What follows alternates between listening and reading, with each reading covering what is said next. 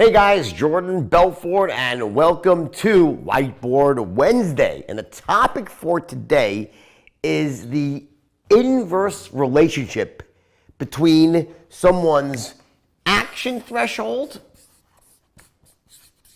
and their pain threshold.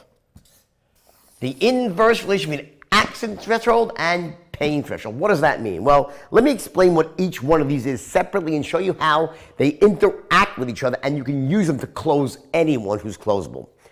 Action threshold represents the collective level of certainty that a prospect needs to be at before they say yes, before they buy. I'll repeat that. A person's action threshold represents the collective level of certainty, what level of certainty they need to be at before they're comfortable enough to say, yeah, let's do it. In other words, there's people like me who have a very low action threshold. I'm a guy, I'm easy to sell to. You don't have to get me absolutely certain and I'll still buy. I love to buy something. My beliefs about buying, and separate issue here, but my beliefs about buying are such that if you get me only reasonably certain, I'll buy. That's called, in straight line parlance, having a low action threshold. Conversely, you have people with very high action thresholds, like my father, who are very tough to sell to. You know, my father, before he buys anything, he's going to have to be absolutely certain and sure of it, or he is not buying. Now remember, we went through this another time here, I think it was a few weeks back. I talked about the continuum of certainty with a 1 here and a 10 here. 1 meaning they hate the product, don't trust you, don't trust your company, and a 10 being it's the absolute best product since sliced bread, helps them in every way, they trust to connect with you, they trust your company. Those are your collective 10s and those are your collective 1s, right?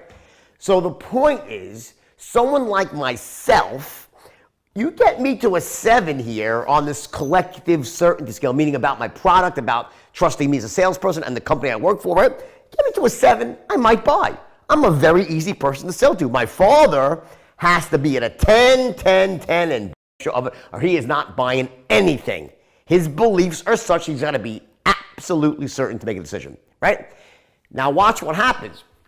We have this other device we use called the pain threshold. And basically what that means is that when you introduce pain to a situation, or someone is in pain from having a lack, or they're feeling discomfort in some way, or out of control, they tend to act very quickly to get out of pain into pleasure, or back in control, to fill that need they have, right? So what happens is someone is in massive pain, or if you can actually remind them of what's wrong and get them into that pain, so to speak, not a pain in the leg, right? Just it's emotional pain or anguish or uncomfortability, right?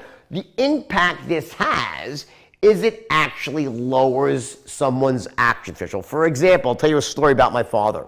Right, when we were growing up, my dad, you know, he loves all his possessions. He takes care of things like they're going to last forever, but nothing more than his car. He had a car, the Dodge Dart, the family car. He loved this car, right? He went crazy for this car, right? No one could touch this car. No one could fix this car except one mechanic named Jimmy at the local Sunoco station. That was his guy, Jimmy, right? So, you know, I don't care. It could have been the Ferrari race team. Jimmy's my guy. I'm going with Jimmy, okay? That's my dad, high action threshold, right? He's not going to be pulling into any strange shops or seeing a sign saying, special on fixing your car. Not my dad. Maybe I would as a low action threshold guy. I'll make my decisions more randomly, right? Not him. He's going to be absolutely certain of all 3 10s of them. However, when we were 12 years old, we were on a trip, family trip to Washington, D.C. from New York, 4-hour drive. We're about 2.5, 3 hours away in the middle of the Delaware-Maryland border, and all of a sudden, steam starts coming out of the hood. The car is overheating. This beloved Dodge Dart is overheating, right? It's about 5 o'clock at night. The sun is starting to set. We're in some strange area. We're on the side of the road. His family now is at risk here because, right, it's getting dark out. He's nervous. What do you think he did? He went to the first gas station he could find and said, fix my car now. What happened was, because he was in pain, in fear, in pain, and anguish, and uncomfortable, what it did is it essentially it lowered his action threshold and temporarily turned him to someone like me. It took someone that doesn't normally make decisions like that and said, you know, in this case, I will. That's why it's so crucial to identify, to uncover where someone's pain is in a sales situation. You're going to ferret that pain out and sometimes amplify it when they're in denial, if they're in denial of their pain, which happens very often. We'll explain that later on, okay? And the bottom line is by doing that, it then lowers the action threshold temporarily, and bam, you take these really tough buyers like my father and turn them into people like myself who are easy to sell to. Very powerful tactic. So remember, there's an inverse relationship between pain and action threshold, which is why when you're prospecting, when you're gathering intelligence, you want to ask questions, uncover where someone's pain is, all right? And then don't try to solve it then. Wait till the end when they're close. You got them very certain, but their action threshold is too high, preventing them from buying, and then you introduce that pain again and lowers the action threshold. You step through that window, and that's how you close. Everyone is closed. Hey, Jordan Belvedere, the Wolf of Wall Street. Time for a Whiteboard Wednesday. And by the way, this is going to be that one video which literally changes your life, your entire perspective when it comes to selling. I promise you. I thought about this last night, and I have a way, I think, in literally like 4 or 5 minutes here to show you how you can implement the straight line system, at least this much of it, without really even knowing it. And by doing that, you'll immediately see more results. You'll make more money, and then by the way, after that, you'd be crazy not to actually dive in deeper to the system. Okay, so look below. You'll see a button for a free trial for a new program. Get ready to say learn more. You get a 7-day free trial. So watch this video, and either you can learn about the free trial now, or just implement the strategy and watch what happens. Tell me if this doesn't increase your closing rate and make you more confident right away. Okay, here's the deal. When I look back, I was thinking of this last night, because I always think the day before Whiteboard Wednesday about what am I going to say, you know, what's the best thing I could teach someone, right, in like a 10-minute period. And I was thinking back to the night that I actually invented the straight line system. I had those 12 kids in front of me. They couldn't close. I tried every sales system out there. This is back in end of 88, 1988, right?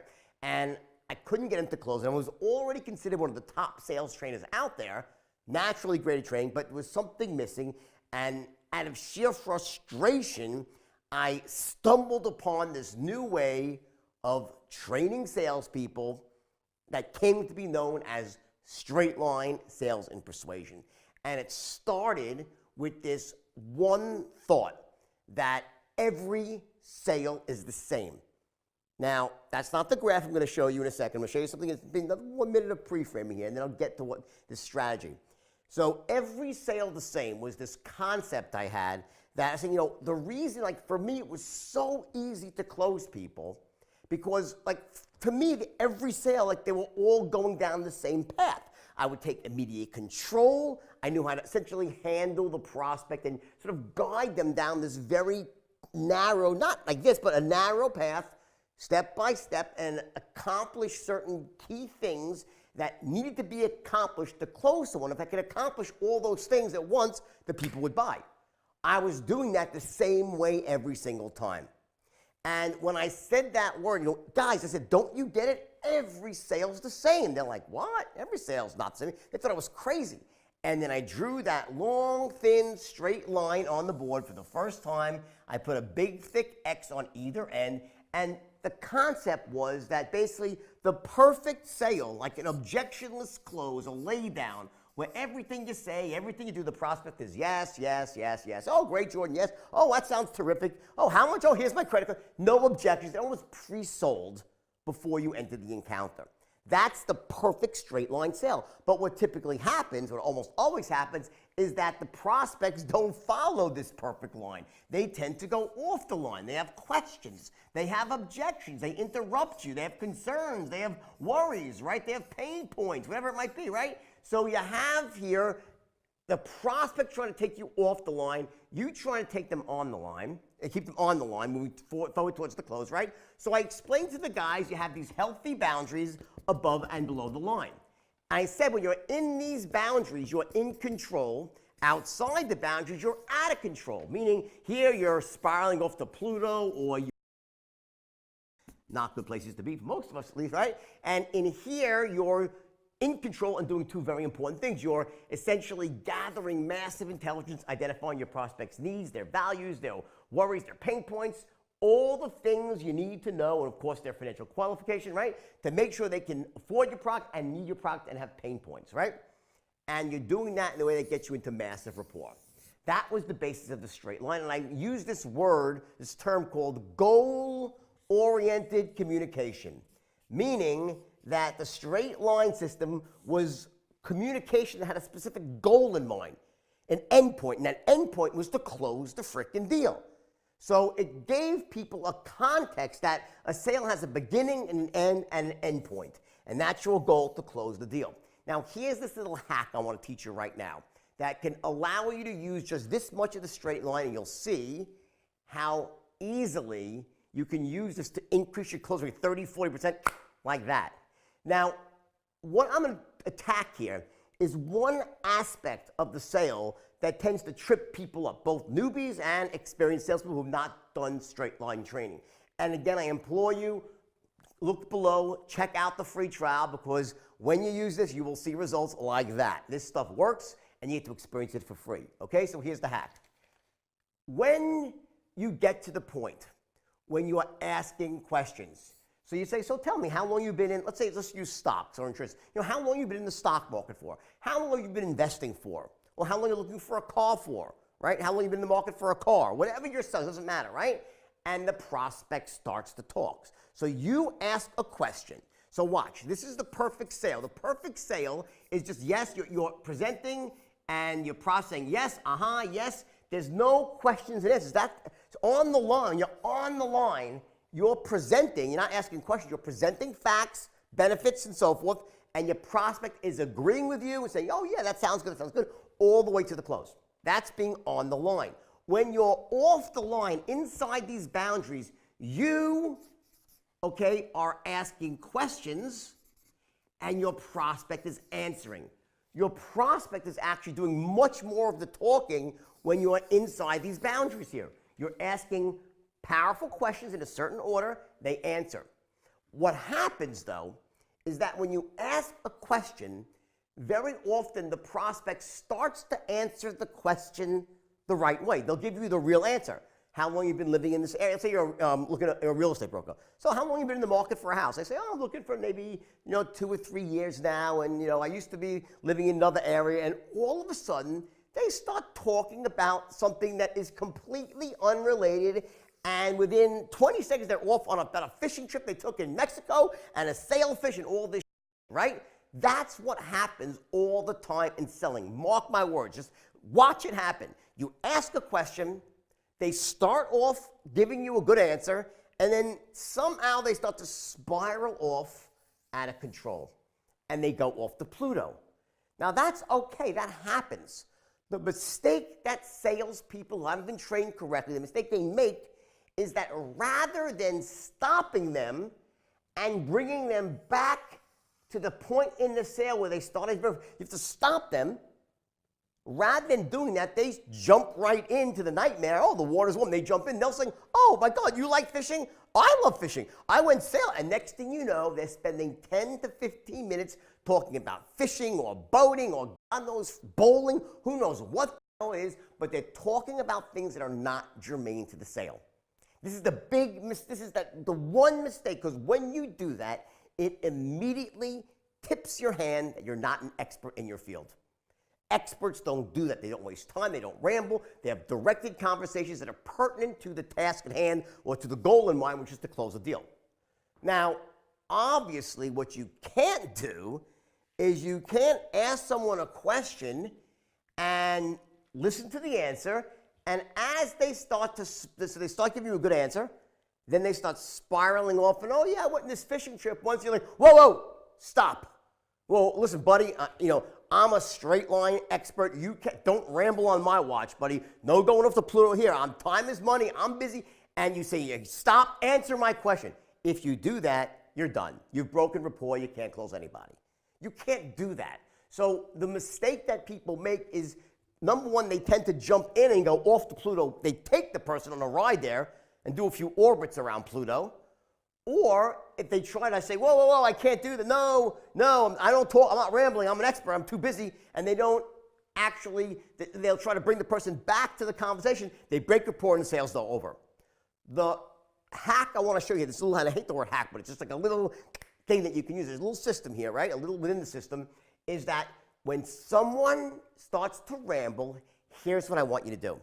I want you to use this technique called active listening. So they start to ramble, you're like, oh, wow, oh, cool, just hum them, oh, wow, that's, really, wow, oh my God, and then let them talk, let them spin out, use your tonality and body language, no words, to say, oh, ooh, oh, wow, then it makes sense, and then when they're done, let them spin out and say, oh my God, that's so cool, that's really awesome. And by the way, in terms of, and then you go right back and ask them the next question. Now, if they haven't answered the actual question you asked, you're going to ask them, you're going to say, oh, wow, that's so cool. Now, in terms of how long you've been living here, what was it, 4? So you don't cut them off. You actually use your tonality and body language so they're like, oh, wow, this person gets me. Let them know that you care about what they think, that you're interested, but don't jump in and start talking about nonsense. Experts don't do that. And by doing this strategy, you say, oh, well, and then you say, oh, and by the way, and as far as, and then you bring them back to the straight line, and you start moving forward towards the close. You ask your next question in sequence. That's the hack. And if you just do that one thing, now, again, the straight line is the greatest sales system in the world by far, by a country mile. It is. Okay, and anyone who knows anything at study will tell you so because it just works, okay? It takes anyone, turns them into a top producer. This won't do that. This won't make you a top producer, but it will, I promise, increase your closing rate. If you want to take this to the next level, click on the link below. Believe me, you won't be sorry. It's a free trial. Check it out. All right, I love you all. This works. Use it, and then learn the rest after.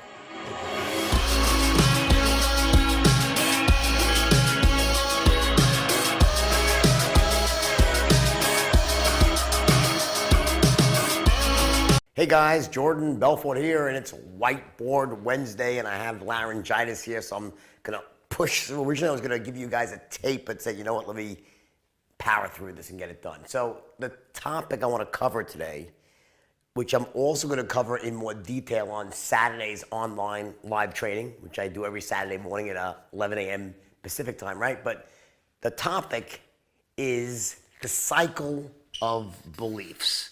And you know, I always talk about the importance of the inner game of success, right? And how crucial it is to you being able to use the straight line system at the highest level. And I always talk about the ability to manage your state as the prime reason for that. Because remember that sales is the transference of emotion, and the emotion that you're transferring is one of certainty.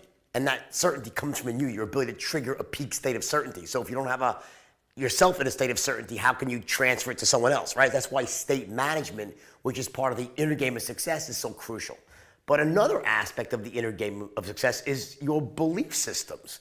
And the reason this is so crucial to success at every level, and no matter what you do, whether you're an entrepreneur, business person, whether you just work for another company, you want to become more valuable in the workplace, or just excel in relationships and communication with other people, anything. Your beliefs are either what propels you to massive success or holds you back. And I always liken beliefs to, it's like a Ferrari. You can have this beautiful, $500,000 red Ferrari, sleek chassis, 12-cylinder engine, 4 valves per, 700 horsepower, can go 250 miles an hour. But if there's a governor on the engine stopping the flow of gas, I don't care how fast the car could go, it's not going over 55 miles an hour. And that's what a limiting belief does. It stops you from charging forward when you should and causes you to pull back when you shouldn't. You get that? And the thing is that while you might not have that many limiting beliefs, and you might have a lot of empowering beliefs, we're all held down by that lowest level limiting belief. So even one limiting belief that relates to the achievement of wealth and success can be really destructive for you. So let me explain to you how beliefs develop. It's called the cycle of beliefs. And I learned this from Dr. Richard Bandler many years ago. Then I kind of put my own spin on it in terms of how it really matters for entrepreneurship and especially closing deals and negotiation and whatnot, right? So here's the way it works. Here's how beliefs form. Essentially, in the beginning, we all start off on day one with what I call pure potential. We're like perfect on day one. We have unlimited potential. We have no limiting beliefs, right? But then we go out into the real world, right? And we start taking actions. We take actions. We do things. We try things. Whether it might be sports, giving a speech in front of our class when we were in grade school. It doesn't matter what it is. We just take actions. And then based on those actions, we get results. Both good results and bad results, positive, negative results. And then based on those results, we will form a belief. Either an empowering belief if our result was positive, and a negative or limiting belief if the result was negative. And then based on that, a positive belief will keep that pure potential open, but a limiting belief starts to cut off some of that potential. And every time we have another limiting belief that gets formed or an existing limiting belief gets reinforced, your potential gets more and more limited. Let me give you an example. Let's say when you were young, right? And you're in grade school and you were forced to give a speech in front of the class. So that's basically taking an action. You have to give a speech, right? And then let's say no one trained you on how to speak in front of a class.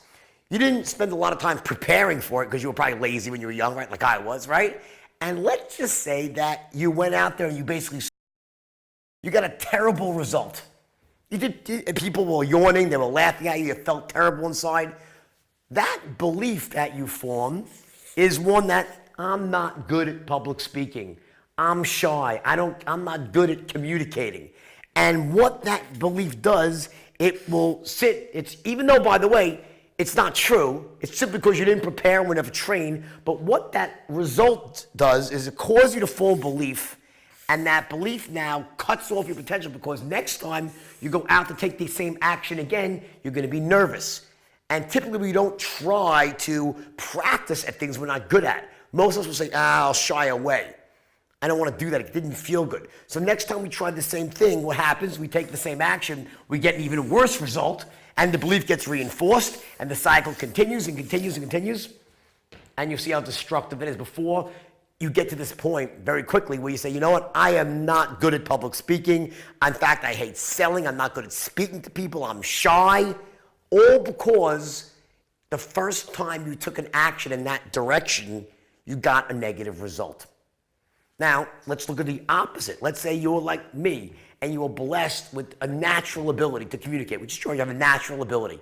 The first time I was told to give a speech, I took action and I got an amazing result. Whether I prepared for it or not, I just had this natural ability, and maybe I did prepare. Maybe my mom helped me out. Maybe I did prepare. I don't remember, but the point is, either way, I got this great result. And after I was done, I'm like, wow, I'm pretty good at this stuff. I feel great. That's amazing. In fact, next time I do this, what happens? My potential's wide open. I'll even practice it. I'll study. I'll prepare because I want to do even better. We love to practice at things that we're good at, and we shy away things that we're bad at. So next time I went out there all confident and practiced, I wanted to blow everyone away. I got an even better result, which reinforced that belief. And on it goes. And I had this amazing ability to speak publicly because it started off correctly in the beginning. So think back to how many beliefs that you must have right now that are limiting you simply because that when you first went out and tried something, you got a negative result, and because of that, it ended up forming a limiting belief that cut off potential, and as the cycle goes and goes and goes, you end up living this very small life in a small box where you're in the middle of all these limiting beliefs. That's the cycle of beliefs, both good and bad. The good news is, and what I'm going to discuss on Saturday when I do a live training, which you really should attend, is how you essentially go back and interrupt this cycle and redo it, go back to the beginning, and make sure these limiting beliefs get rooted out and they're replaced with empowering beliefs. But this cycle of beliefs is so crucial, and it's why I always say that the stupidest quote I hear from so-called self-help gurus is, I want you to leap and grow wings on the way down. What a load of that is. If that's your strategy for succeeding, you know what's going to happen? You're going to leap not knowing what you're doing, and you'll smash into the ground. And guess what happens when you're on the ground? That's a negative result. You get a limiting belief, and you start developing that negative cycle, and before you know it, you're. So I believe in not leaping without looking. I believe you don't want to leap and grow wings on the way down. You want to learn how to little nubby wings. Just learn enough so you get yourself, you get a decent result, and then flap like crazy. And you'll start sinking and sinking, but eventually you'll start to go back up, you get a good result, and you practice, and that the cycle starts to work for you versus against you, and that's how you become an expert and become great at something. Bottom line. That's Whiteboard Wednesday. Hey, Jordan Belvedere, it's time for Whiteboard Wednesday. Have a great topic today, and it has to do with entrepreneurship, and it's really a very basic formula. Anybody who's been involved in self-development or who's attended any seminar in the past, you probably all know this. But here's the deal. There's a problem with it, is that we see this formula laid out for us, and we say, oh, yeah, that makes sense. And we try to actually use that formula in the real world, but it doesn't take. We can't actually use it. And there's a problem there because this actually is the entrepreneurship formula. It's what every great entrepreneur uses to take an idea and turn it into a reality, because it allows you to be flexible, to pivot, and to sort of, fail elegantly, as I say, right? Be wrong and then change your approach. But we learn this formula and then we try to apply it in the real world. It doesn't work. Why is that? I want to show you why. And I got to tell you that it's so simple. I mean, you really understand why people struggle with this so much. You will see that you don't have to struggle, and that if you use this formula the right way with the right mindset, you will just literally soar to success. So let me start by writing out this very basic formula that I did not invent, that goes back to probably way before Think and Grow Rich, even probably was back with Benjamin Franklin, right? But the point is, it became popular in modern self-development. And it is like this. Number one, know your outcome. That's like step one. To know where you want to go, know your outcome, right? That's step number one. Number two is take massive action. In other words, you know where you want to go, and then you take massive action. Step three is analyze your results. And step four is change your plan accordingly. Change your plan accordingly. Now, I saw this when, Dr. Bandler taught this, Tony Robbins taught it. Everybody teaches the same formula, right? And the reason they teach it is because it's a very empowering formula. So let's go through it right now. What this really means on a deeper level is that you essentially want to set a goal, have a vision, know where you want to go in a very detailed way. That's step one. So, you have to have a target to aim for. If you don't have a target to aim for, you're sort of flying blind. Now, there's lots of reasons for that, about why you need to have a target. I'll focus on one right now, and that is that what your target does, basically, it alerts you to all the opportunities that come up along the way. When you know where you want to go, it gives you context to decide what you should focus on and what you should ignore. Remember, your unconscious mind it's got limitless power. Your conscious mind has very limited power. So you cannot focus on everything going on around you. So what happens is, by knowing where you want to end up, by being clear in that, your conscious mind will say, okay, that's important. I need to focus on that. That's important. So you start to know where to essentially find things that might be opportunities, and you'll ignore the other things. So you have to know where you're going, or else you have no context for anything else. You can't make improvements. So that's step one, right? Very basic stuff. Okay, I did not invent this, right? Step two, take massive action. Here's the first place where the formula starts to break down, okay? It breaks down in a couple of ways. Number one, take massive action. What does that really mean? Well, it could mean, if you don't really know anything about it, I'm going to leap and grow wings on the way down. And if you've been watching Whiteboard Wednesdays, you know how I feel about that idiocy. You can't leap and then learn. You can't leap without looking. Okay, now, again, the opposite of that would be, I need to become an expert before I act. That's just as bad. So I have this, this little metaphor. I say you can't leap and then try to grow wings on the way down. You want to leap when you have little nubby wings. So you learn what you have to learn first, right? And you have little nubby wings. Then you flap like crazy as you start going down. And then eventually the wings start to grow and you end up soaring to success. So you have to have some basic knowledge. You have to have the appropriate skill sets that you need before you take action. So I want to qualify this part of the equation. And it says, take massive action using the best plan available. In other words, the mistake people make when they think they have to be experts, they wait for the perfect plan. They wait till they have the perfect skill sets lined up. That never happens. There are no perfect plans. And any plan I've ever had, and how great it was, I ended up changing 5,000 times before I actually became successful. It doesn't work that way. But of course, I have to have a plan. You can't fly blind. So what I do is I use a process called modeling. And I didn't invent this either, just so you know. What I'm really good at, though, is taking kind of obvious formulas and applying them in a way that works. So I'm trying to show you how to apply this. You get this simple formula. So the idea is to model people who are already successful, model businesses that are already succeeding. Take what you can and start from there. That's your starting point. So by having a starting model, it gives you a much greater likelihood of success. That's why people buy franchises, for instance. It's a model that works, right? So when I say take massive action, okay, it's using the best plan available. There are no perfect plans, but you have to have a plan. So what we're not going to do is we're not going to leap and grow wings on the way down, nor are we going to wait till we become experts and have the perfect plan with every I and, dotted T cross, because it never happens. So there's a sweet spot there of having a basic plan and then taking massive action and flapping like crazy and those wings grow. Okay? Now, that's still not the most profound aspect of this equation, but this will be helpful to you to understand this part.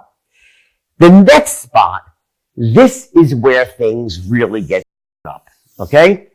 What happens is that if you're playing the game of entrepreneurship right, then you're going to be wrong more than you're right. You're going to actually fail because failure is part of being an entrepreneur. And failure is this dirty word. Failure is just a temporary wrong result. You get it? It's not it's not over when you fail. It's just not the right way. As Thomas Edison would say, after he just got to try to invent the bulb as well, that didn't work. I just come up with another way not to invent the electric light bulb. You get it? It's part of the process, right?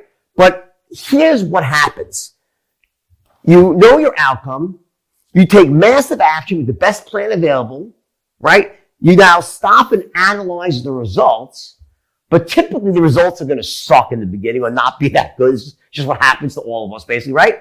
And when you do that, you tend to fall into a disempowered state because by way of nature, when you get a bad result, you tend to not look at it the appropriate way. In other words, every experience that we have, and guys, this is the gold here. This is what really stops people from succeeding in business and doesn't allow them to use a simple formula at the highest level or even any level that makes sense.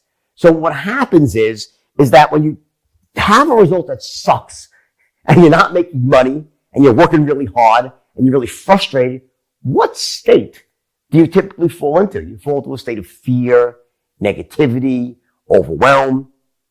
And you start looking at the results, you look at the experience that you just had through disempowered eyes.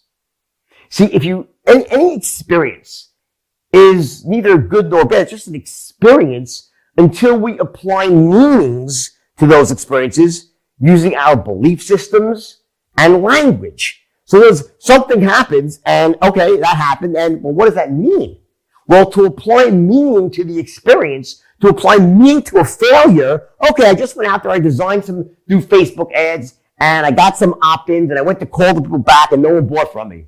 Now, if you do that, if you just spend, not even just like 30 days, spend $50,000, and you ran a campaign, and you got some opt-ins, and you called people back, and no one bought. You're like, okay, I have to now analyze my results, which suck. Well, right now, you're feeling like you are probably short of cash. You're worried sick that you made the wrong decision to even try to go into business. What was I thinking? And you fall into this disempowered state of overwhelm and fear. And when you're in that state, we make the worst decisions. We also, more importantly, draw the wrong meanings from experiences. Listen, when I was 21 years old, I started my first real business. It was meat and seafood. And I took one truck and from there built it to 26 trucks in 6 months, right? I had a huge business, right? And was making a ton of money, I thought, but actually I was making every mistake that a young entrepreneur could make. I was overexpanding. I was undercapitalized. I was going on credit. I wasn't screening out my employees. I mean, half my employees were smoking freaking crack under a bridge, right? I give them a truck full of meat, they disappear, right? And 6 months later, the barbecue season ended and it was New York, right? Summer was over and I was like basically under a mountain of debt. I didn't know what was going on. I went bankrupt. Now, let's flash forward. I went down to Wall Street, right? Got my broker's license, the market crashed. I ended up with a small firm and an opportunity came to me to start my own firm. But when that person approached me, listen to this, it's a true story. I was approached by somebody to start my own firm. And when they first came to me and said, hey, they said, Jordan, I've watched how you sell and I've watched you train these schmendricks around the firm, like 8 guys there. I've never seen anything like what you do. He goes, let's go into business together. You train the salespeople and I'll manage the business and the trading. And you know what I said to myself? I said, maybe I'm not meant to be an entrepreneur. Maybe I'm not entrepreneurial material. Why? One failure. See, the experience that I drew, the meaning I drew from that experience of going bankrupt was like, maybe I'm not a great businessman. Maybe I'm not meant to be an entrepreneur. Yeah, I'm the world's greatest salesman. That was intact still, but I'm meant to just be a salesman, not a business owner. And I really thought that. Now, what happened? Well, what happened was I started a business at the age of 21 and I leaped without having any wings. I didn't know the first thing about business, about cash flow, about anything, about failing, everything. I did every mistake a young entrepreneur can make. So what's the meaning? What's the experience? What do I learn from that? Well, maybe you should learn something about business before you go into business. Business has rules. And before you start a business, you better learn the rules or you're going to find yourself in a lot of pain. But because when the experience hit me and I went bankrupt, I felt terrible inside. My belief systems caused me to apply the wrong meaning to the results. So yeah, analyze your results. Good luck doing that.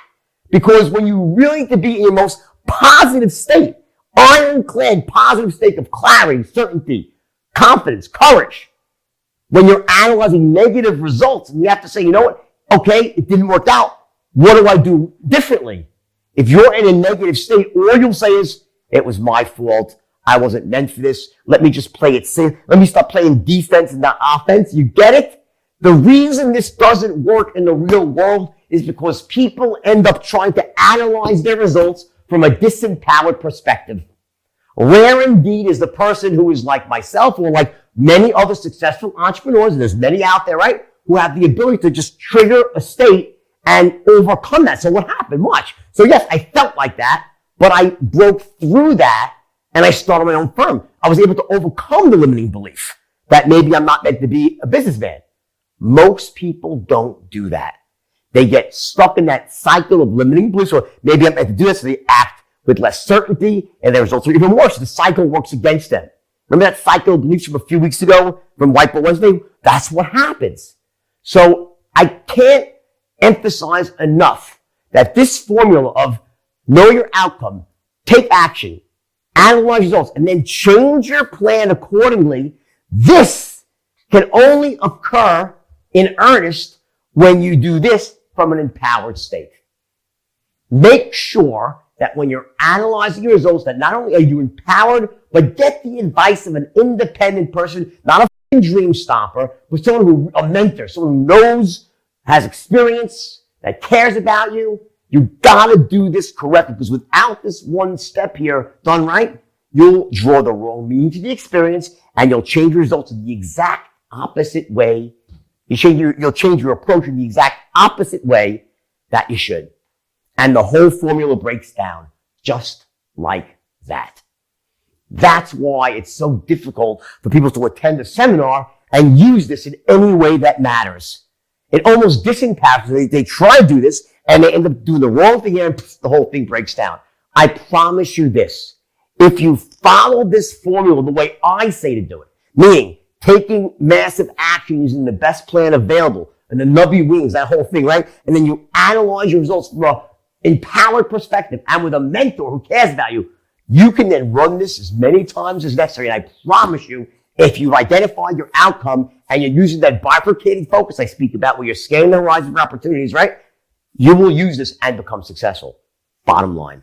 Hey guys, Jordan Belfort here, the Wolf of Wall Street, and it's time for Whiteboard Wednesday. And the topic for today is an inner game strategy. It's really a philosophy or really some insight into how people go out and achieve success in the world, and also how you close a sale. It's really interesting because I was looking through some footage today because I'm shooting the new product, the straight line system. I'm updating the product, making it interactive. So I was going through all this footage I've done, and I noticed a common thread in two different aspects of my training. One, when I'm talking about overall success, how success happens, and how does it really work? How does someone become successful? And then also, how does someone go from saying, let me think about it, to, yeah, let's do it? Or someone who's like totally hostile in the beginning or really not that interested in your product, and all of a sudden, 20 minutes later, they're like, yeah, and they're signing on the bottom line, they totally love it, right? And the concept I want to relay to you here is something that I call the waterline. And probably by now I'm the worst artist in the world, so don't expect any miracles here as I draw this, but watch. This is the water line. So what I mean is, this is the water right here. Imagine that's the Pacific Ocean, right? And when we talk about the water line, what we mean is that everything that's below the water line is invisible to us. We can't see it. It's hidden from sight. And then everything that's above the water line is in plain sight. It's visible. It's the visible in plain sight. We can see it, feel it, touch it, right? So things that are below the waterline are invisible. And when we break through the surface, it becomes visible, right? Well, let me first talk about overall success. The metaphor that we typically use to talk about working really hard and not getting the result, and working really hard, not getting the result, and working really hard, not getting the result, and then someone leaves and says, they walk away, and the next guy comes along and picks up where that guy left off and just does one more thing and boom, that becomes successful, right? The metaphor we usually use for that is about digging the hole. About the guy who's digging for gold, and he digs down a foot, no gold, digs down another foot, digs down, he keeps digging down, digs down, right? Goes 90 feet, doesn't strike gold and says, there's no gold here, and he drops his shovel, he climbs out of the hole, says, I'm done with this. A week later, some guy walks by and says, what's this hole? And he walks down, says, goes down the ladder, he sees a shovel, picks it up, he digs one more foot, and boom, he strikes a gold mine and gets rich, right? So that's the old metaphor that we use about, don't give up, you're one shovel of dirt away from success, right? But the problem is that it's a cliche at this point, but also doesn't really give a good visual about what's happening. So let me give you a different take on that, which I call the waterline. The waterline means that, let's say you are starting a business or you're launching a new division, and you start off and you're working really hard but not getting the result, and working really hard not getting the result. Well, what that means is you're working really hard, but it's not that you're not getting a result. In fact, you are getting results, but they're not visible yet. In other words, what typically happens in business is that you work really hard, you make progress, but that progress isn't visible to you yet. It's still below the waterline. And you keep working, and you keep working, you keep working, you take 2 steps back, 3 steps forward, 2 back, right? And you keep getting closer and closer to that brass ring. But you're not seeing the fruits of your labor yet. They're invisible to you. And then finally, that last piece of the puzzle comes into play, and boom, you go above the waterline, and everything starts to actually become visible because you see the fruits of your labor, and bam, you break through the waterline, you become massively successful. That's how success works. So it's as you're putting the pieces, the elements of success, you're lining them up, you might not be seeing outward progress. Your progress is not visible yet. It's below the waterline. But then when that last piece of the puzzle falls into place, boom, you start making massive money. And the old thing is, oh yeah, it's an overnight success. It's not an overnight success. She's not an overnight success. It's just that all the hard work, all the progress that was being made was below the waterline. When you finally break through, it becomes visible. Yeah, overnight. It's like, yeah, I got rich quick after 2 years of really hard work. And that's why I always say there's only one way to get rich in this world, and that's quick. But I'm not talking about a get-rich-quick scheme. What I'm saying is that you work really hard, you don't get the result. You work really hard, don't get the result. Work really hard, don't get the result, because you're making progress. It's just not below the waterline yet. There's one piece missing. Maybe you don't have the right lead source identified. Maybe your closing rate is too low. You have a great product, great marketing campaign, but you can't convert yet. There's one element, or maybe you're actually making sales, but your manufacturing cost is too high. You haven't figured out how to bring down the cost. Maybe there's something else going on. You're not having all the pieces. So because of that, success is invisible. But you've made, from when you started and launched your business, you've made massive progress. It's just below the waterline. Then you put that last piece in, boom, you go through the surface and you're massively successful. So that's an important thing to remember, is that don't be demoralized because things are not visible yet. You're still making massive progress. If you've been following these trainings, and also, I do my weekly interactive trainings on Saturday mornings. You should have subscribed to these things a long time, because every Saturday morning for 1 hour, and by the way, these are not free webinars, which by the way, they're not free, they waste your time. These are paid trainings. I charge a couple of bucks for the training, literally $3 for the training, okay? And I go through an intensive topic here, and I give you all the elements that you need to essentially make the invisible become visible. Doesn't happen overnight, but step by step, by learning strategies of the straight line and other business strategies I teach, eventually, yeah, you will break through the surface, the invisible becomes visible, and you get rich. That's what I mean by getting rich quick. Success is below the waterline. Now let's take this now directly to sales. It's the same thing that happens when you start off and someone watch. Let's say this is a straight line here. Okay, I'll show you the equivalent. I'll draw the straight line for you really quick, without wasting any here. Okay, watch. So this is your straight line. This is your open. That's your close, right? Open, close. You have your boundaries here, right? And as you move someone down the straight line, you're building more and more certainty for the 310s until his or her prospect's certainty, their level of certainty, exceeds their action threshold. And if you've been watching Whiteboard Wednesday and you subscribe to my weekly interactive trainings, you know exactly what that means. It's a very simple procedure, very logical thesis about why people eventually say yes after they first say, let me think about it, let me call you back, right?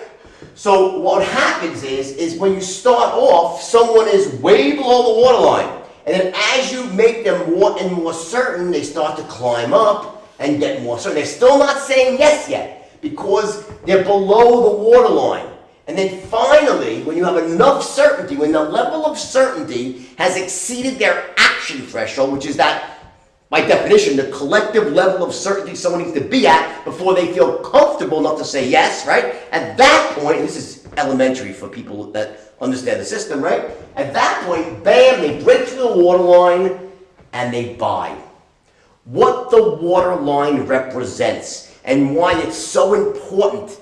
It's the reason why you stick with something and you don't bail because you're not getting the result you want. You're not supposed to get the result you want right away. It's very rare that that happens. Business is about testing, changing your approach, testing, changing your approach, one thing at a time until the invisible becomes visible. And the distinction, the key thing to remember is even though you're not getting the result, you're still making progress. You are at minus 100 feet. You might be at minus 10 feet, just about to break through the waterline, in the same way as the 90-yard marker, just 5 feet from the goal, and then it's that last piece of the puzzle, and bam, you break through.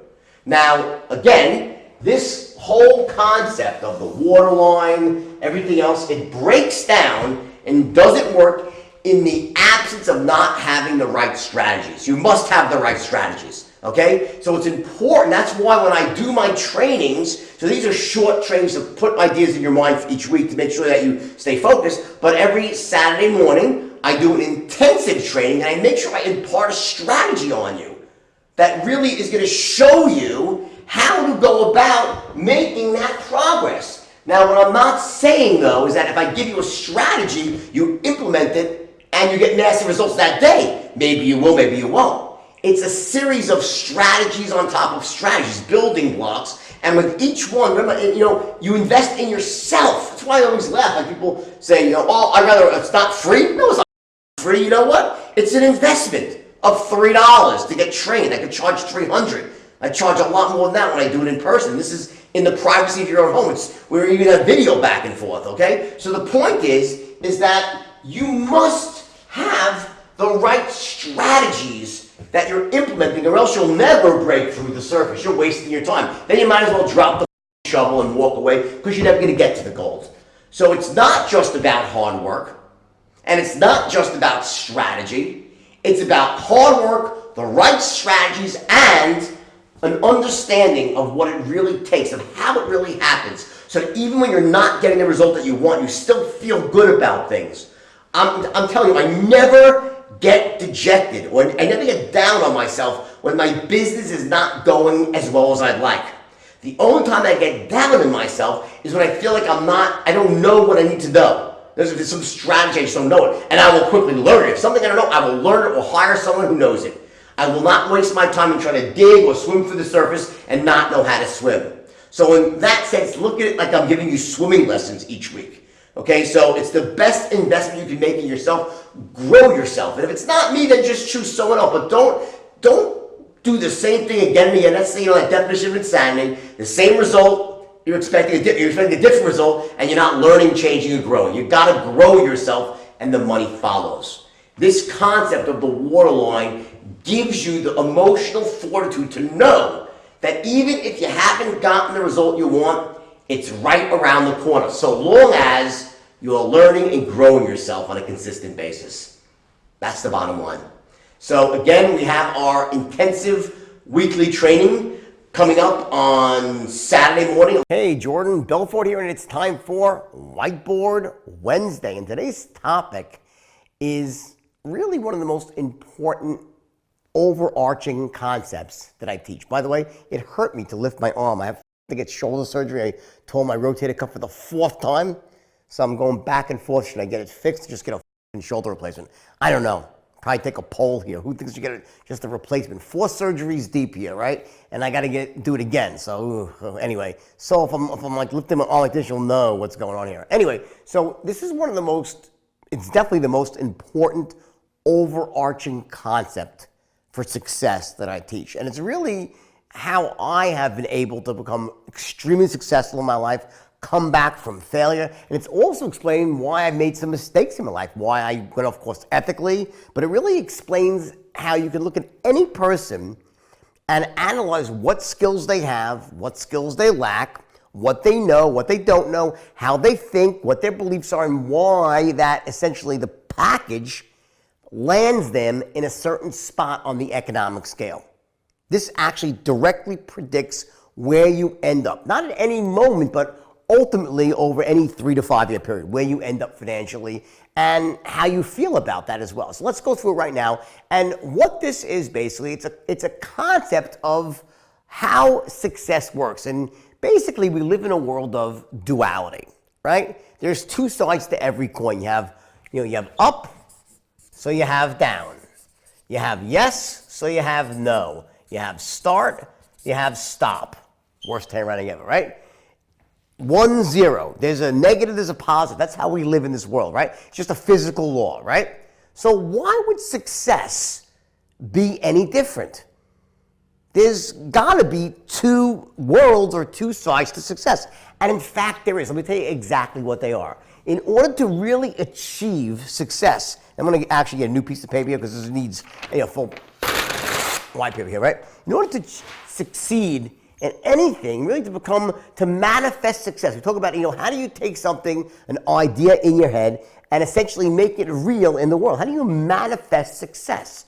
Not in the way that The Secret says, right? The Secret says, if you want to be successful, here's what you do. Go into your house, sit in a quiet room, draw the shades, close your eyes, and just visualize a check for $25,000, a big fat check, and imagine that a check showing up in your mailbox, and attract that check. Put that check out into the ether and just really see that check showing up in your mailbox. And if you think about it long enough and hard enough and you really visualize, that check for $25,000 will show up in your mailbox. That's the secret. What a load of it is, right? Honestly, if that's your strategy for success, the only thing that will show up in your mailbox is an eviction notice, right? They'll be towing away your car for lack of payment. Your wife's, and you'll say, "Where's my check? Where's my check?" Right? It's not the way the world works. Literally, you have to take action. You have to take action. But there is this power of visualization. What happens up here between your ears before you go out into the world and take action? You have to have both. In essence, in order to succeed at the highest level, what you have to do is reconcile these two worlds of success. On one side of the equation, you have what's called the inner world of success. The inner world, that is comprised of all the skills and strategies that happen up here between your ears before you ever go out into the world and take action. That's the inner world. Now, there are as it turns out, four core distinctions that comprise the inner world of success. So essentially, these are the things, again, that happen up here, your mindset, your success mindset, right? And then you take that and you have to translate that out into the outer world of success. Inner world, outer world. And there are here four distinctions as well. Four pillars, four distinctions that make up the outer game. So watch what happens. Here is how people become successful. You have on the inner side of the equation, you have what's called state management, the ability to manage your physiological, emotional state. That's about how you feel in the moment. If you learn how to trigger a peak state, it allows you to access the resources that you already have. Essentially, it allows you to be the best you can be on any given day. That's what your state does. Your state is your in-the-moment regulator of success. For example, you could be the greatest salesperson in the world. You have the skill. That's an outer world skill for selling, right? But if you're in a state of uncertainty, how good can you sell? You can't sell, right? Because sales is about the transference of certainty. So you have to learn how to trigger this peak state. But that is an inner world competency.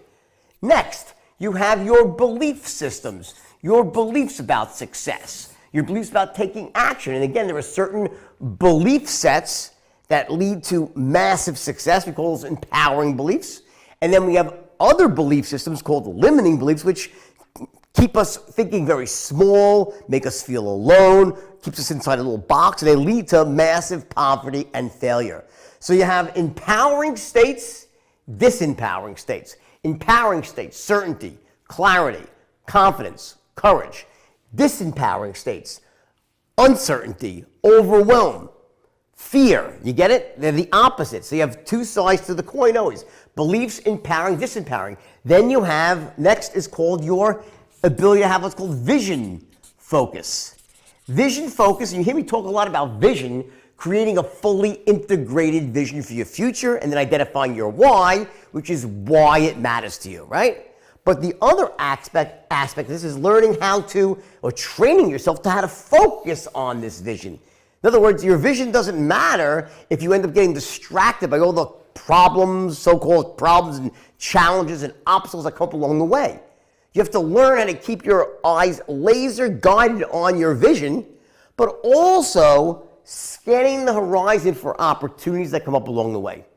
That's the power of vision focus. And I call that bifurcated focus, two focuses. Focusing clearly on your vision for the future, but always scanning the horizon. You don't have tunnel vision. You want to scan the horizon for opportunities that you can then integrate into your vision and soar to success. Those are your first three.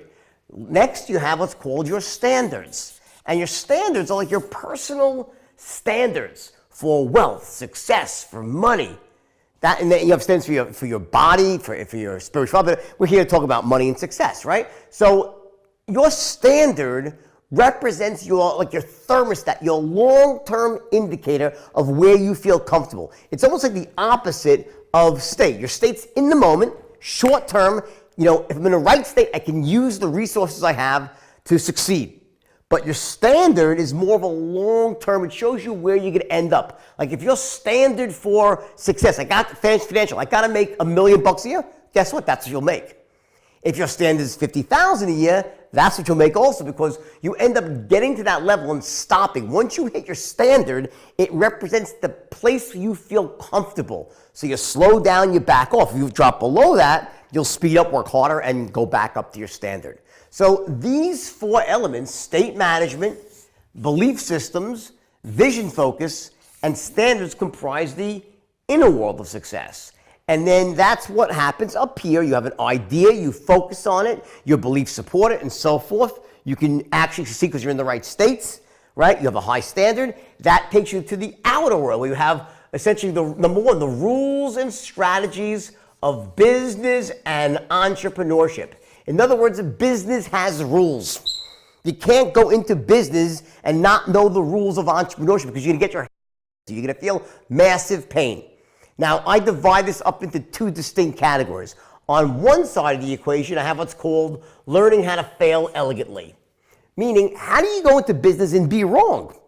Right? You're going to be wrong more than you're right. The key to failing elegantly is knowing how to get into business so that when you are not doing it right, you learn quickly, you don't lose that much money, and you move on and try again. That's called failing elegantly. And the other side, there are rules to that, certain rules, right, which I teach. The other side of the equation is called succeeding wildly.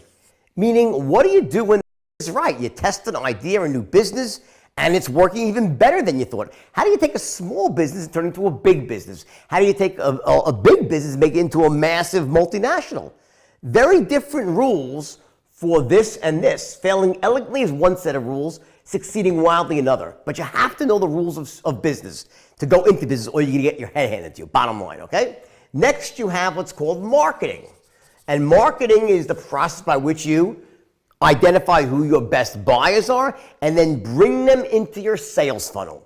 And obviously you have offline marketing, traditional marketing, and you have your online marketing, Google, social media, Facebook, right? So you have marketing brings in clients, and then you have number 3 is called sales and persuasion, and sales essentially slams them closed, monetize them. But of course with sales, there's so much more to it because sales cuts to everything. Sales is first how you sell yourself, how you negotiate, how you convince other people to help you achieve your vision. To be a salesperson is an integral part of succeeding in anything as an entrepreneur, even as a human being in the human race. You have to communicate your thoughts, your ideas, your hopes, your dreams.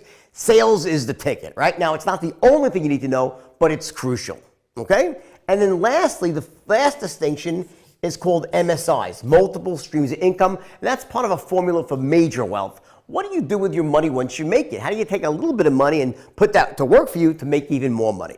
So people that are rich or wealthy have multiple streams of income. Now let me just wrap all this up very quickly here and show you what I mean when I say it's the formula for success.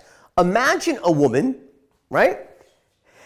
And she is an expert at managing her state. She knows how to trigger a peak state whenever she needs it. In those moments when it matters most, she can get herself there. That same woman also has empowering beliefs about success. The things that she thinks are true, her core beliefs say, you know what? I'm an entrepreneur. If I work hard, I'll get the outcome. I'm a master of my own destiny. All the things, and I'm not going to get into all beliefs right now, but the point is she has all the empowering beliefs that lead someone to success. She also is very, very adept at creating a powerful vision. For she knows how to do that, to create a powerful, fully integrated vision, and she also knows how to focus on that vision, and she has the highest of standards. She will not stop. She does not feel comfortable unless she's making massive money. High standards, not low standards, right? That same woman, she's also been through the ringer. She knows now through trial and error and learning and growing, taking courses, right, and just having mentors. She's become an expert at business and entrepreneurship. She knows the rules. She knows how to fail elegantly, and she knows how to succeed wildly. In addition, she's an expert at marketing. She knows how to do Facebook funnels and Google AdWords and how to do offline marketing, how to target her best buyers. She's also an expert at selling, the most important skill of all when it comes to success. And she can close the deal, teach others to do the same, and she's an expert in negotiating all the other acts of influence that come under sales. And she also knows how to put her money to work after she makes it. That's this fictitious woman. Now, let me ask you a question. What is this woman? She's rich. Bottom line, you cannot have all 8 of these distinctions, own them at a high level, and not be, you're going to be rich. Now, yeah, you'll make some mistakes along the way. You'll have some temporary setbacks. Everyone does. But this person, over a 3 to 5 year period, this is a rich person. That's what I just described, a rich woman. Now, let me give you the flip side. We'll use a man this time. I know a guy, right? He's an emotional basket case when it comes to managing his state. He can't manage his state. He's up, he's down, right? You never know. He can't access his skills. He also has a lot of limiting beliefs about taking action, about success, about sales, about business, right? So he lives a smaller life, right? He doesn't even know how to make a vision, so he's kind of flying blind. He's got no target to aim for, and because he doesn't know his why, he doesn't feel motivated. That's what your why is about. And he's got low standards. Money doesn't matter to him. If he makes 50 grand a year, he's feeling okay. In addition, doesn't know the first thing about business. Doesn't know how to fail. He doesn't know how to succeed wildly. Doesn't know the rules. Marketing, he thinks that means going to the grocery store and buying food, right? Doesn't know the first thing about marketing offline or online, and he can't sell his way out of a paper bag, and he wouldn't know what to do with his money if he tried to probably buy Bitcoin. All right, seriously, you get it? That is a poor person. Every time. Show me that person, I'll show you that person's bank account. It's got no money. They're living paycheck to paycheck.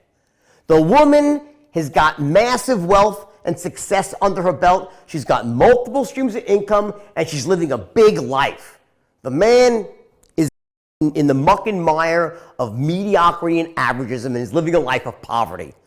Bottom line, that's why this is your indicator for success. It tells you where you we don't live in an accidental world. Things happen on purpose. There's cause and effect.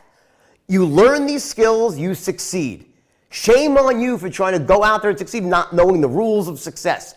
Here's your blueprint, here's your rules, right? And the most important, what I'm known for, is sales.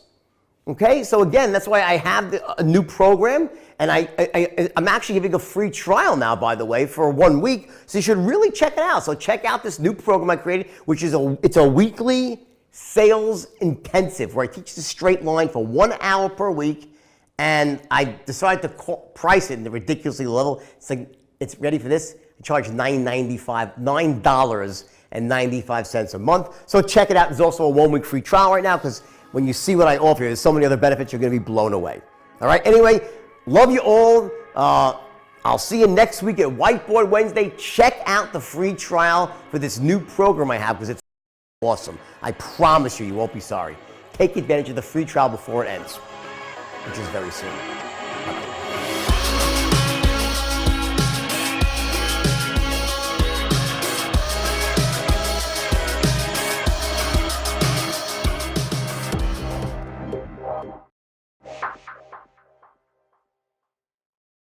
Hey, JB here. The Wolf is in the house for Whiteboard Wednesday. Guys, new location, right?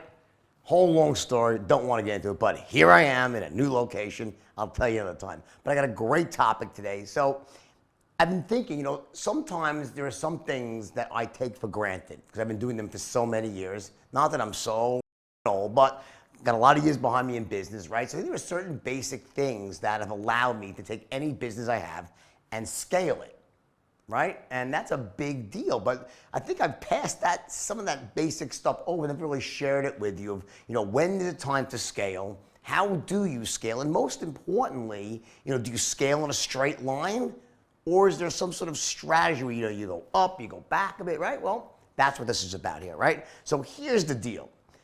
First point is that when I talk about entrepreneurship, I always break it down into these two different aspects, right? I say, number one, you have to learn how to fail elegantly. Meaning, how do you go into business or test an idea or in a division and be wrong and live to fight another day? That was my first business. When I didn't know how to do this correctly, I failed miserably. I spent 18 months in some terrible business that never had any real future.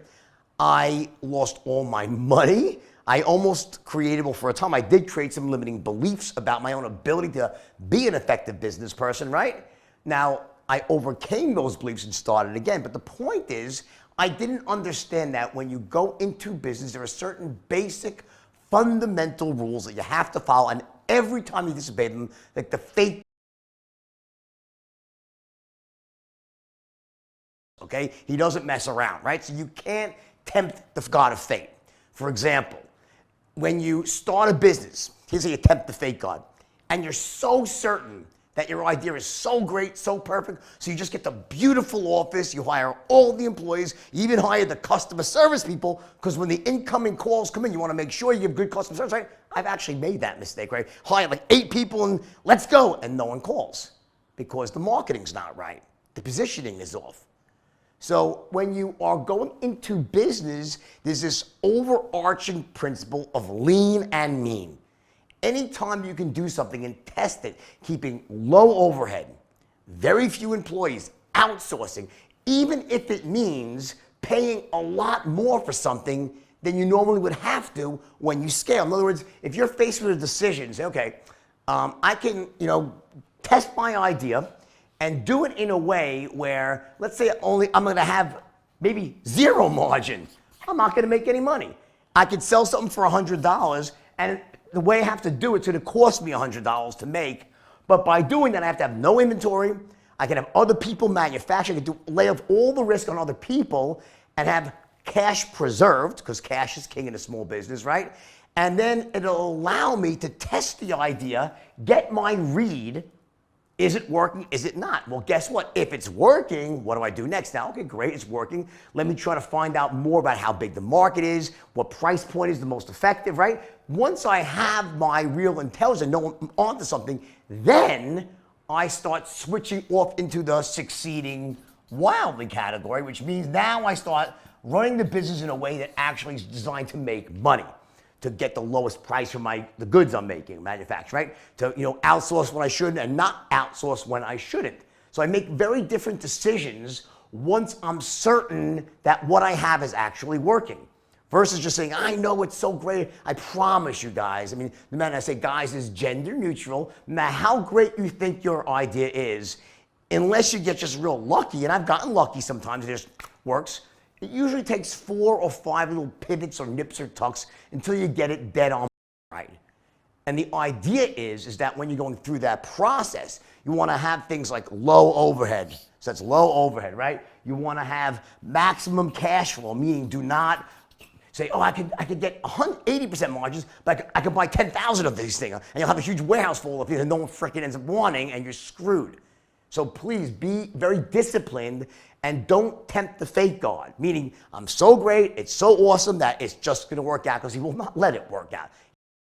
That will be the end of that. And when I talk about limiting beliefs, which is a really important subject, because what happens is when you make the mistake and you fail miserably and you lose all your money and you feel terrible and people are snickering at you behind your back or not, whatever, but they probably are, right? I know they snickered at me when I lost all my money, right? You start saying to yourself, okay, maybe I'm not meant to be an entrepreneur. Maybe I'm not destined for success. Maybe there's something wrong with me. Maybe I'm not that smart. That's how you start processing. You always try to apply meaning to what happens to you through language. When you're in a disempowered state after a failure and you feel bad, you're like, oh, and you start giving all these ridiculous meanings to your failures versus, maybe I should have tested the idea I thought was so smart. Maybe I should have just bought 5 of these things and figured out whether people really want them or not. Or maybe, it's so funny. Like, for example, I'll give you an example of Groupon, which really never became what it what people thought it would become. It was still a success, right? They started off as a company that was raising money for these idiotically ridiculous projects. Like, and I'm not even making this up, this is true. Let's put a dome around the entire city of Chicago.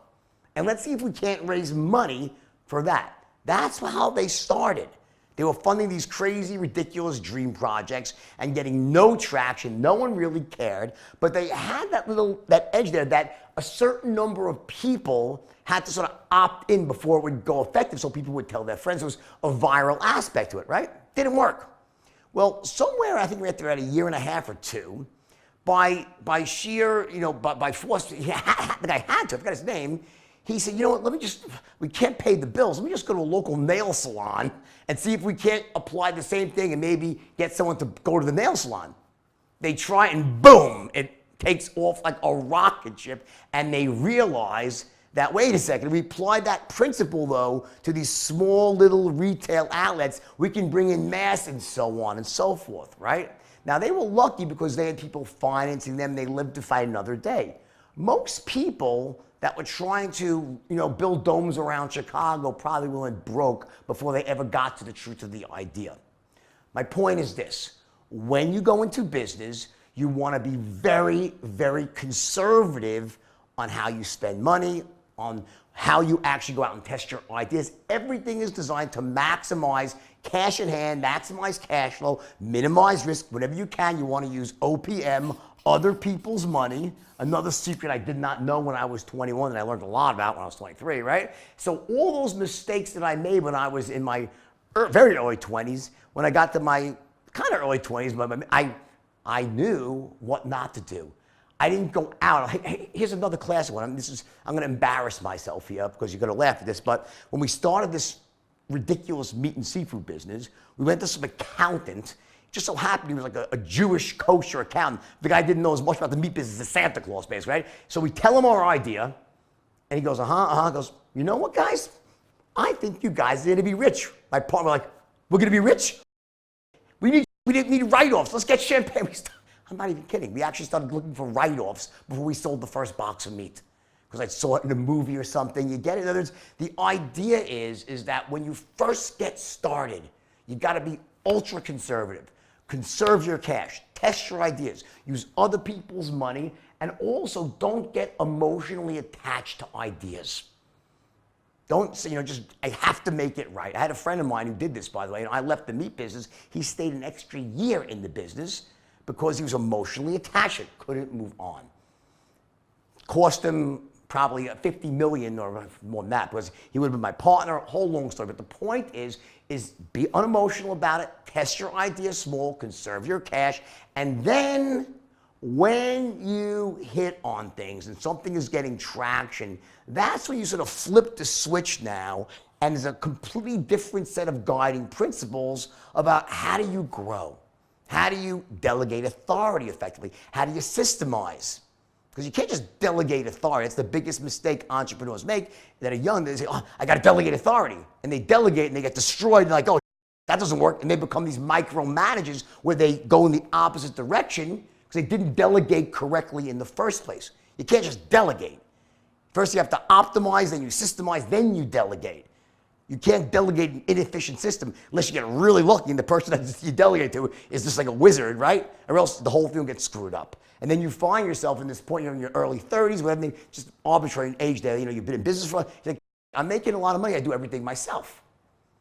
So the idea is you want to scale, you want to grow, you want to build it, but remember one thing, and I'm going to cut it short here, we'll pick up next week again, okay, on this topic, because there's a lot to be said here, but in terms of scaling, just turn the page here really quickly. Just remember one thing. I'm a big believer in like that, there's patterns in nature and physics. Like kind of life is like there's up, there's down, there's yes, there's no, there's one, there's zero.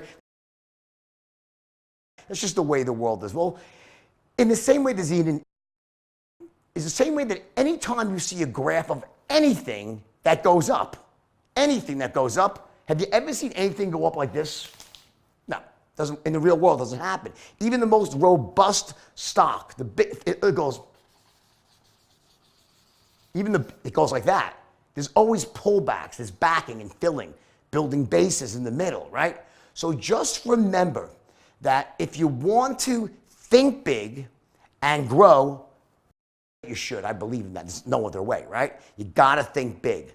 But remember that there are these little plateaus you want to hit every 60 to 90 days where you take a look at what you've done and say, okay, do I need to pull back now? Do I need to, and maybe have some people that really aren't pulling their weight, the systems that aren't running right. Do I want to pull back? You don't want to grow, just go right in a straight line because you'll blow up. You have to have these pullback points where you build your base and then you move forward. So you want to hire like crazy and then stop, let it run for a couple of months, see what's working, see what's not working, and let go who you have to let go, trim the fat, so to speak, solidify your operations, and then boom, next leg up. And that process will never end. It goes all over the world, corporate America, corporate world. I do it. Every effective entrepreneur and business owner does it. And the day you stop doing it is the day that you basically die. I'll leave you with one great quote from Warren Buffett, who I love and I respect. I study his stuff all the time because why? Because 60 billion plus, right?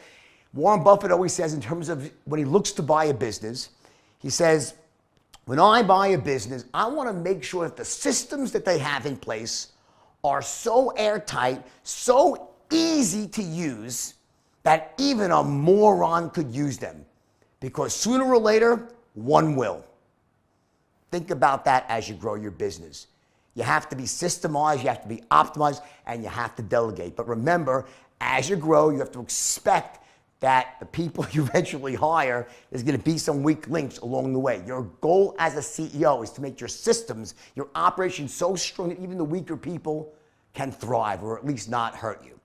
And with that, that's Whiteboard Wednesday. Now I got a parting message. My staff tells me I have to say this parting message here, right? So if you like Whiteboard Wednesday, Chris, what do I say? I say, click the like button, or even better yet, there's an alarm bell, is it? What? The subscribe button with the notifications. My millennials are telling me how to use YouTube effectively. Hit the alarm, what is it? The subscribe button, hit the bell notification button, because here's the deal.